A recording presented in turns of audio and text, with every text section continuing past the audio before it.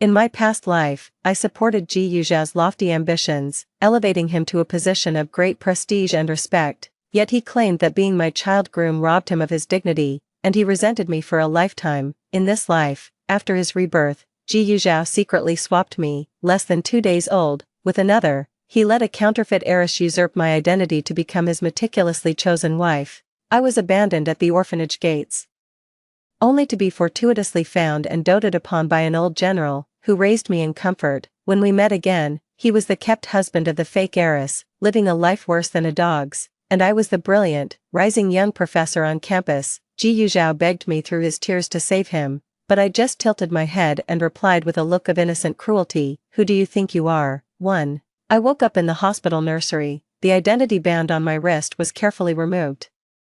I opened my eyes and looked over. It was my child groom, Ji Yuzhao. His expression was grave. Only after he had safely fastened the wristband onto the other baby girl's hand did a faint smile finally appear. "This is the wife I chose with my own hands." In the dim light before dawn, he smuggled me out of the hospital, carried in a crude bamboo basket. The 6-year-old boy stumbled along with me inside. I don't know how long I walked. My body suddenly sank.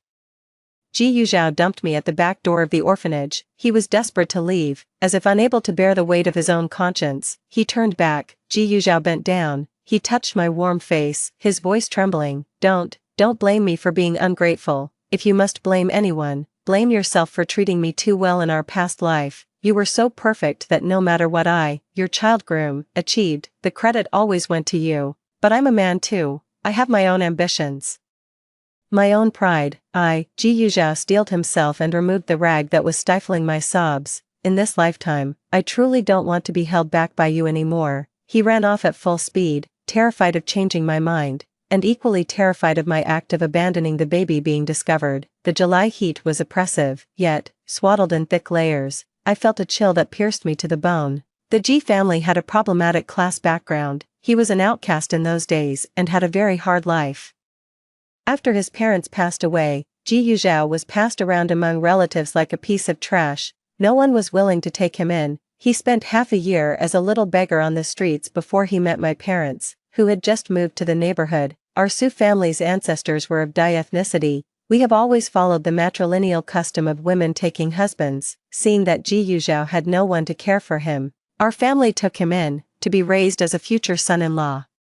I treated Ji Yuzhao with the utmost kindness. Forget about hitting or scolding him. I never even once raised my voice or had a heated argument with him. I was willing to spend money on Ji Yuzhao for everything, making sure he was well-fed, well-dressed, educated, and even for his university studies later on. My family often said that Ji Yuzhao was like a man with a limp, and I was his crutch. You can't spoil him too much. Otherwise, the moment Ji Yuzhao can walk on his own, I'll be the first one he throws away. But I didn't listen to the advice. I was always naive enough to think, I was so good to Ji Yuzhao, it can't be, he'll never find someone as good as me again, he can't bear to lose me. Later, Ji Yuzhao stayed at the university and became a researcher, but because of his poor class background, no one was willing to collaborate on research with Ji Yuzhao, so I gave up my own beloved research topic and joined him in his work instead. Step by step, I stood by him and supported him until Ji Yuzhao became the esteemed Professor Ji.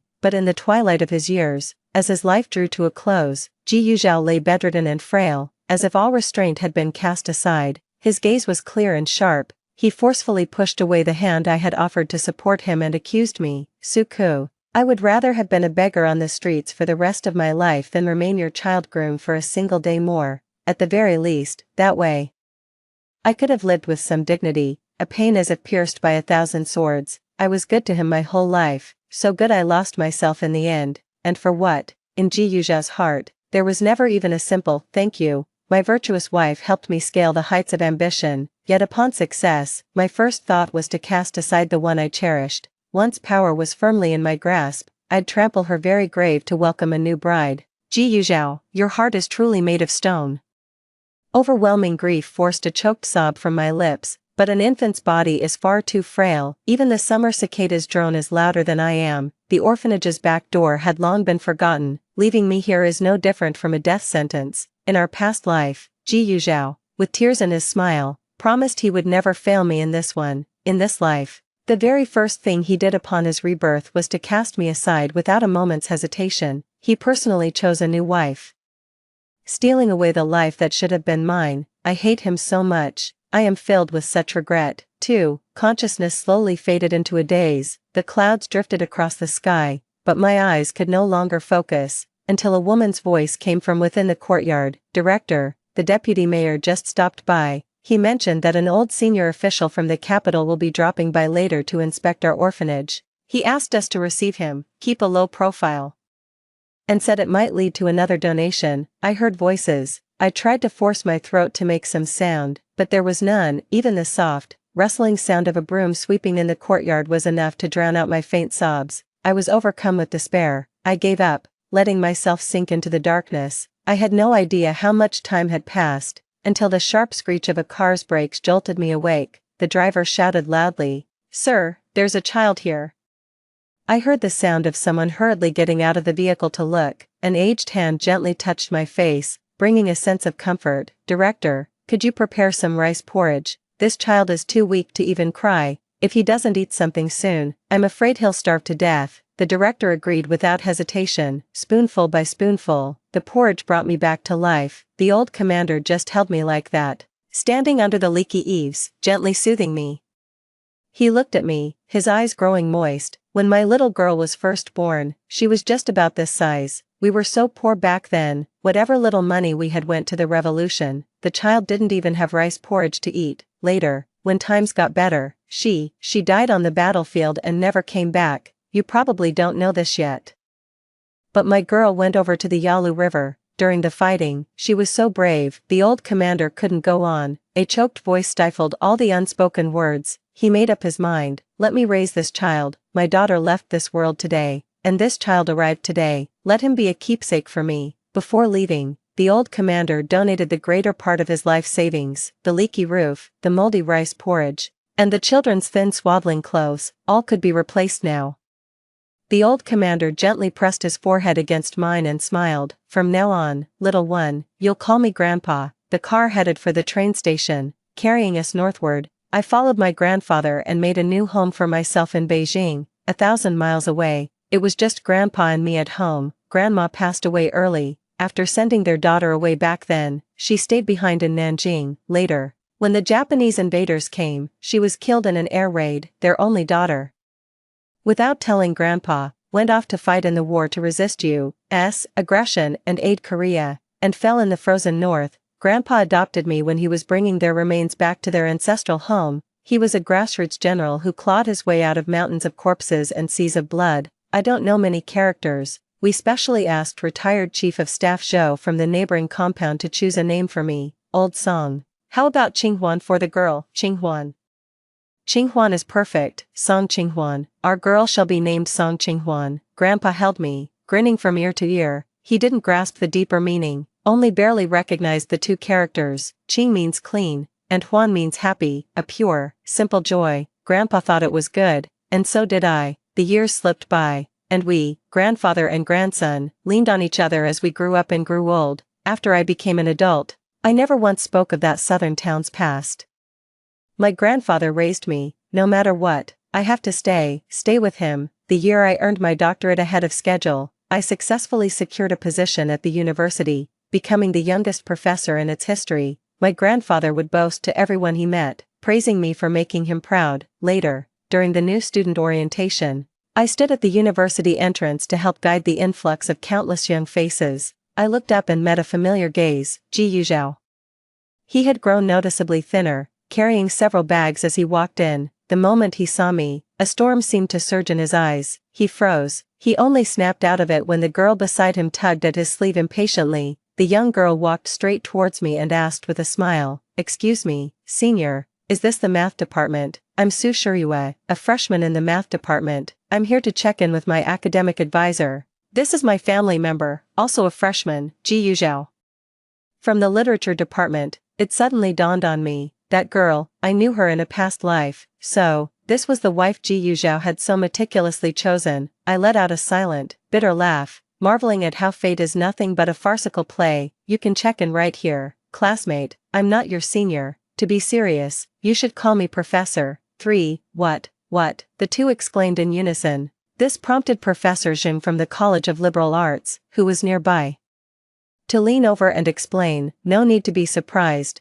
Almost everyone who came to report to MS Song this morning had the same reaction. Let me introduce you. This is Song Qinghuan, the youngest professor at our university. She's beautiful, gentle, and very easy to get along with. She rarely agrees to take on students, so you're very lucky she's willing to this year. A breeze swept down the plain tree-lined avenue. Lifting the hem of my pure white dress, I smiled and, like a teacher meeting them for the first time, helped them complete their registration and assigned them their dorm rooms. He gave them a wave and watched them go, polite, yet distant. In her past life, that girl was named Zhao Yi. She was the daughter of the Zhao family next door. Widow Zhao died in childbirth, and Zhao Yi became an orphan just days after she was born, at the behest of Widow Zhao, until Zhao Yi comes of age. Our family is safeguarding Zhao Yi's assets and keeping a casual eye on her. The funds come from the inheritance. We are the same age, but our temperaments are worlds apart. Zhao Yi is warm, outgoing, and socially adept, with the free-spirited, proactive nature of an independent woman. Being fellow orphans, she gets along famously with Ji Yuzhao. Occasionally, seeing them being overly affectionate makes me a bit uncomfortable, but Ji Yuzhao would often say, "You come from a happy family.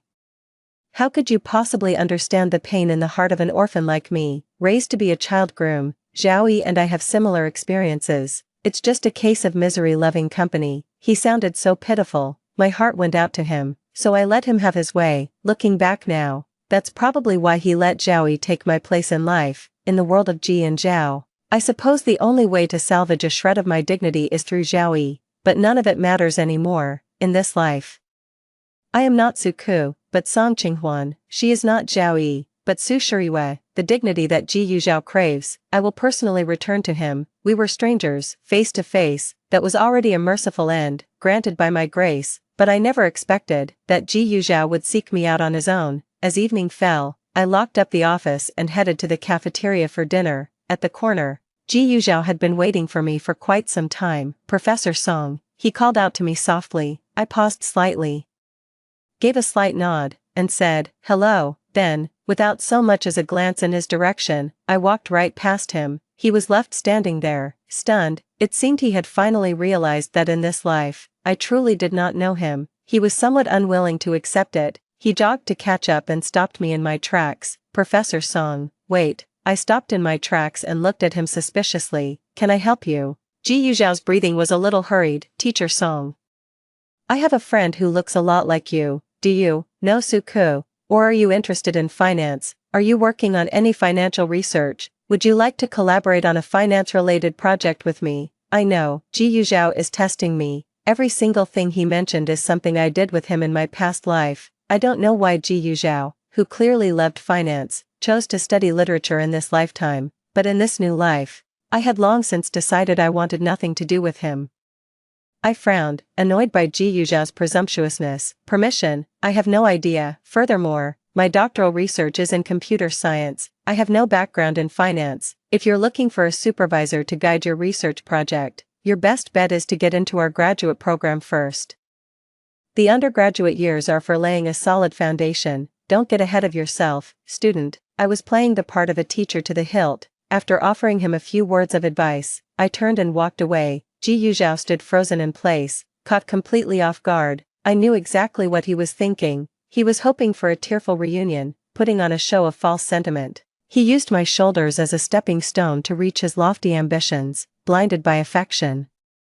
I once failed to see the desire and ambition mixed in his gaze. Now, I have finally come to my senses, and all I feel is utter disgust. I just can't figure it out. He already has Su Shiriwei, the one he's been pining for. So why is he coming back to bother me? But soon, the salacious gossip circulating around campus gave me the answer. "Did you guys hear? There's a guy in the literature department named Ji Yuzhao." It was about transferring majors and tuition fees. He knelt right down in front of his wife, in front of everyone. My pen paused for a moment, lifting my head from the textbook. I pricked up my ears with curiosity, listening to the idle chatter of my classmates during the break. The girl in the front row was talking animatedly. "Ji Yuzhao is Su Shiryue's child groom. He probably has no status at home either. He only studied literature in the first place because Su Shiryue demanded it. Something about poetry and verse cultivating one's character. Maybe Ji Yuzhao's mindset changed after suddenly arriving at university, but Su Shiriwei wouldn't agree with that, would she? Suddenly, she stopped mid-sentence. Because the person in question had just walked in, Su Shiriwei led Ji Yuzhao into the classroom. The previously noisy classroom fell silent in an instant, and everyone's gaze snapped toward them. A bright red handprint was visible on Ji Yuzhao's face. He lowered his head even further, the bell rang, and I stood up to resume the lecture. Even though I tried to avoid it, I could still feel Ji Yuzhao's intense gaze fixed on me. When class ended, Ji Yuzhao cast a pleading look in my direction. I turned my face away, pretending not to see. He was furious. He took the initiative to step forward and speak to me. "Teacher, could you please help me? Su Shiriwei has been treating me horribly." The moment the words were spoken, Su Shiriwei walked over.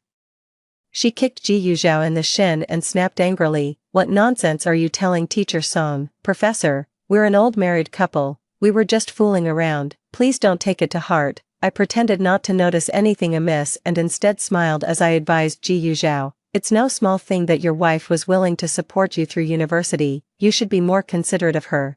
Ji and Zhao fell silent, a storm of emotion swirling in their eyes. It was as if they had 1,000 things they wanted to say to me, but I just smiled. "As for matters between you two, as your teacher, I won't get involved. You think you're worthy of something like self-respect." A few casual, offhand remarks shut down every possibility. The color drained from Ji Yuzhao's face. I picked up the book. I brushed past Ji Yuzhao. Smack! A sharp crack sounded from behind. Su Shiriwei was displeased with Ji Yuzhao's act of telling on her. A handprint was now stamped on the other half of his face as well. The nosy classmates turned their gazes toward him. I also glanced back, looking at Ji Yuzhao with cold contempt. "You brought this on yourself. How dignified." Stung by the look in my eyes, Ji Yuzhao turned his face away. He mumbled an apology to Su Shiriwei. "I'm sorry, I shouldn't have spoken out of turn." Su Shiriwei was satisfied, like a triumphant general. She departed with her captured slave in tow, sitting in the office. I recalled the stifled resentment and bitterness on Ji Yuzhao's face today. "Do you think I'm pitiful?" I only felt a sense of catharsis, and couldn't help but let out a soft chuckle in the office. "Teacher, do you think that, as a child groom, I deserved it?" Ji Yuzhao had come in at some point without my noticing. He hadn't even knocked. He strode into the room and started yelling at me for no reason at all. "Professor Song, did you find it so amusing to watch me get beaten up? Why won't you help me? Just tell me, why won't you help me? Or do you think that I, Ji Yuzhao, am just born lowly, and deserve to have my dignity trampled on?" He gripped my wrist with such force that it left a dark bruise. "It's just the same as before, all the toxic masculinity, none of the actual manhood. I was wrong to pretend I didn't know him, a persistent, parasitic nuisance, from the very day we met again. I should have cut him out for good." I let out a soft, derisive chuckle. I lifted my gaze to meet Ji Yuzhao's. "A murderer has no right to ask me for dignity. Have you forgotten? At the orphanage's back door, you killed the Su family's real daughter." 5. Ji Yuzhao abruptly let go of my hand. He stumbled backward, his eyes wide with shock as he stared at me. "So, it really is you, Su-ku, you're alive. Are you here for revenge?" Then, he frantically pressed his hand against mine. "No, you love me. Otherwise, why would you tell me all this? You must still love me. Save me, help me get away from Su Shiriwei." I yanked my hand back with force. I picked up the neatly folded handkerchief beside me and wiped my hands, tossed it into the trash can. You think I'm dirty?" I shot him a look. "What else would it be? Ji Yuzhao, just who do you think you are?" I grabbed him by the collar and dragged him over to the wall of honors behind me. "Shall I read them out for you?" "I, Song Qinghuan, am the youngest professor at a university, with a Ph.D.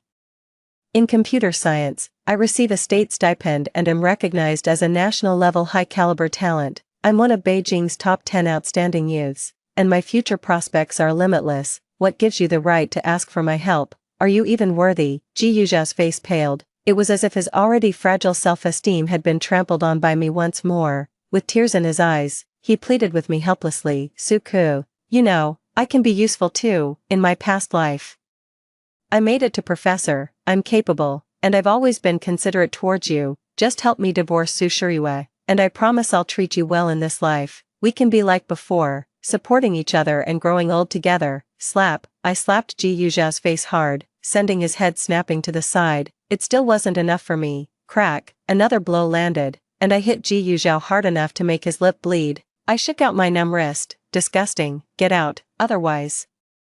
With just one call from me, you'll be expelled on the spot. Ji Yuzhao gave me a long, searching look. Su Ku, you can reject me if you want, but the Su family, your own birth parents, are you going to abandon them too? With those words, he turned and left. I know that by choosing to be honest with Ji Yuzhao, I have to accept the risks that come with it.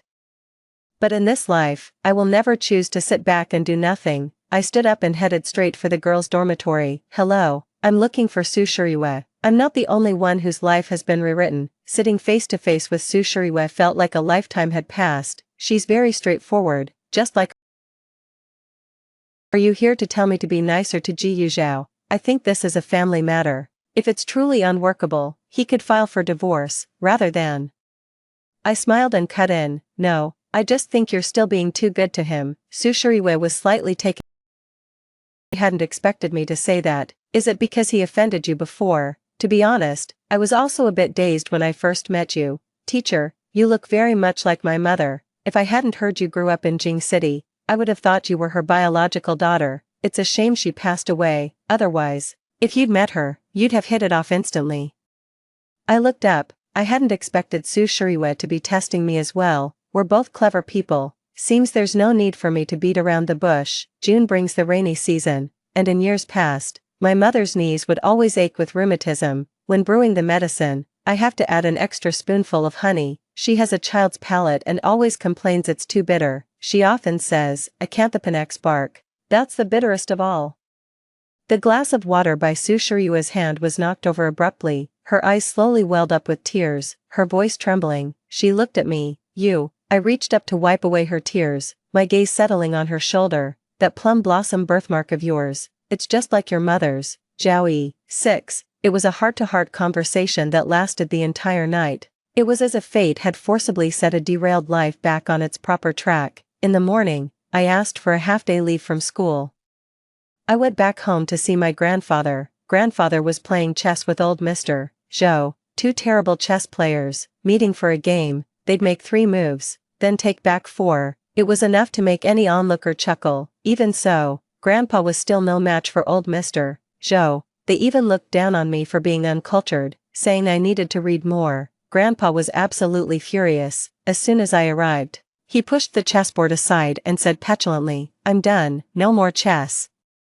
My girl's home, I need to get back and start dinner. Qinghuan, you're back on a Wednesday, could it be you're craving Grandpa's braised pork belly? After greeting Grandpa Zhou, I took my grandpa's hand and sat down with him. Seeing my hesitant expression, Grandfather knew in his heart that I had something important to say. Grandfather, do you remember that little southern town where you found me all those years ago? Grandfather understood my meaning immediately. He rubbed his hands together, somewhat at a loss, forcing a smile to comfort me. I see, Qinghuan must be feeling homesick. That's fine.